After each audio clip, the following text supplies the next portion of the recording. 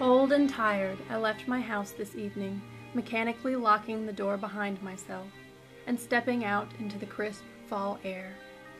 The dogwood in our small front yard caught my eye, and I stopped for just a moment to stare at the dried and wrinkled leaves that had only just turned saffron and crimson a few nights before, now hanging defeated upon the dark and spindly branches.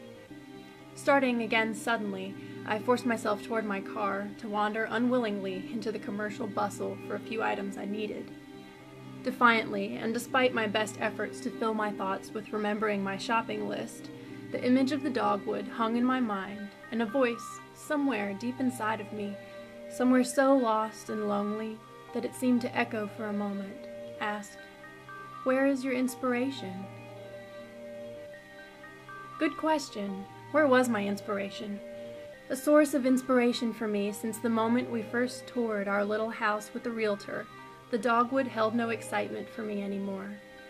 Before now, it had appeared to me in every season as a sign of life, of nature, of community, and of the persistent forward motion of time despite any hardships we had faced. Tonight, however, it was silent and shivering alone in the darkness. I pondered this as I drove toward my destination, and upon entering the retail store I knew so well, was even more depressed by the bright lights and gaudy Christmas cutouts that were hanging from the ceiling. I watched as women with red baskets shoved their way through the discount bins, searching for the perfect cheap trinket to proclaim their holiday spirit to the world. All at once, I felt a surprising chill come over me, and soon found myself in front of a large table covered in sweaters. Why not, I was thinking, holding each one up to see if it looked long enough. I didn't feel like trying anything on, I just wanted to take it home and have it fit.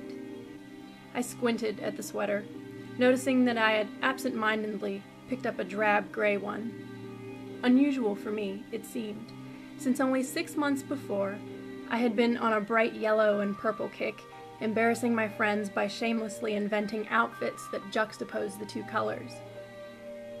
My color choices are a reflection of my state of being, I said to myself as I pondered alone in the aisle. And perhaps this is true.